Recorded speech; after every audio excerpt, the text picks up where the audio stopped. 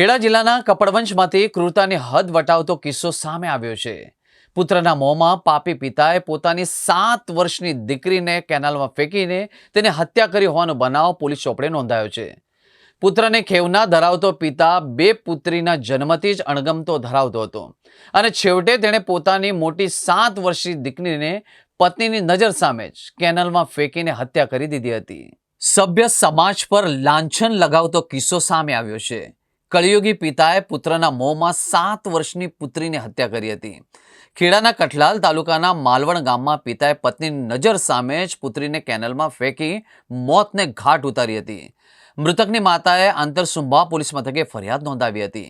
ફરિયાદના આધારે પોલીસે હત્યારા પિતાની ધરપકડ કરી અને તપાસ સામે આવ્યું હતું કે આરોપી પિતા વિજય સોલંકીને સંતાનમાં 2 દીકરીઓ હતી, પરંતુ તેને પુત્રની ઝંખના હતા। તેણે દીકરીને મારવાનો પ્લાન ઘડ્યો। ઘરેથી દર્શન કરવાના બહાને આરોપી તે પત્ની અંજના સોલંકી અને દીકરી ભૂમિકાને મોટરસાયકલ પર લઈને નીકળ્યો હતો। કપડવંશ પાસેથી પસાર થતા જ નર્મદા મુખ્ય કેનાલમાં માતા અંજનીની સામે જ દીકરીને નિર્દયથી પિતાએ કેનાલમાં ફેંકી દીધી હતી। પ્રથમ દીકરીના જન્મ પછી જ વિજય સોલંકીના પુત્ર પ્રાપ્તિની આશા હતી, પરંતુ તેના ઘરે બીજી દીકરીનો જન્મ થયો અને બીજી દીકરી આવતા જ વિજય પત્નીને માનસિક અને શારીરિક ત્રાસ આપવા લાગ્યો હતો। આખરે રાક્ષસી પિતાએ એક દીકરીનો ભોગ લીધો હતો।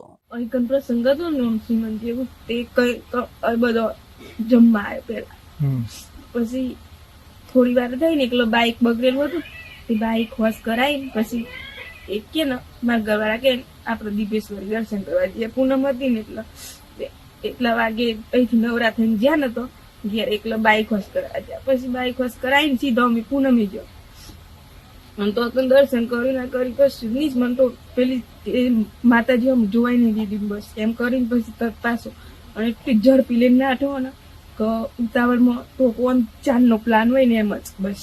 અને ઘેર આવીને પછી ઘેરે નહીં પેલા પલે ઉભું રાખ્યો ખાસું પેલા એક વખત અમે કોક મરી ગયેલું જોયું ઈકનો મેં એવા પલે પછી ખાસી વાર ઉભું રાખ્યું। પછી મને આમ એ પલે બીક લાગી છે, હું ઉભરાશી એમ કે એમ તાજી જઈએ એમ તાજી તો તેમ જ પછી આ ઉપર નાખીએ ને એ બાપલે આવ્યો। પછી એ બાપલે ઉભો રહ્યો અને મારા હાથમાં ઠેલો પાછો એ કે હે ને મારી છોકરી મારા મોમાને ઘેર જતું રહું તે મૂકવા ત્યારે રાત પર જેમ તે કે હવે રાતે નહીં જવું આપણે એમ કરીને પાછો મૂકી ઘેર જતો રહીએ।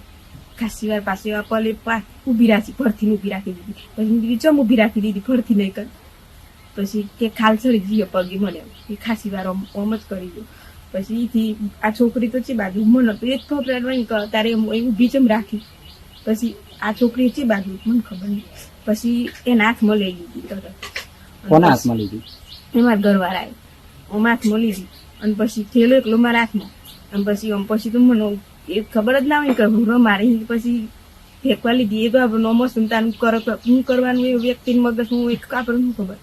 પછી આમ ફેંક્યા પછી મેં એક આમ જોઈ રહી હું ખાસી વાર તરત જોવા જઈએ અને ખસી ગયો ખાસી છેક દૂર જતો રહ્યો પાછળ અને હું જોઈ રહ્યું એકલો હું જ દેખાવ ને એમ કેમેરામાં એમ।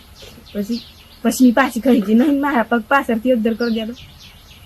પછી બાઈકો વાળા 2 હતા ને એ લોકો મેં એક ખાસું અહીંયા કાકા મારી જોડે આવ પણ કોઈ ના આયા, એ લોકોએ બાઈકો પાછી વાળી દીધી, 2 બાઈકો કેવું કોક હતું।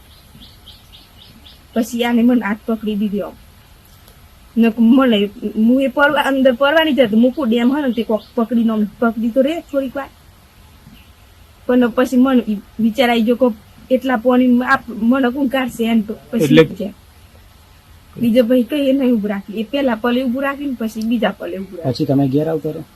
પછી છોકરી પડી ગયા પછી આ મને બાઈક પર બે જ જાતી એમ। પછી હું પૂછતી જાય હું તમે આવું ચમ કરી પણ મને કશું કીધી ના। અને બધા પછી ફોન પેલા કે ફોનમાં રિચાર્જ નહીં એક જ બીજું તો કોઈ હતું નહીં। બરોબર।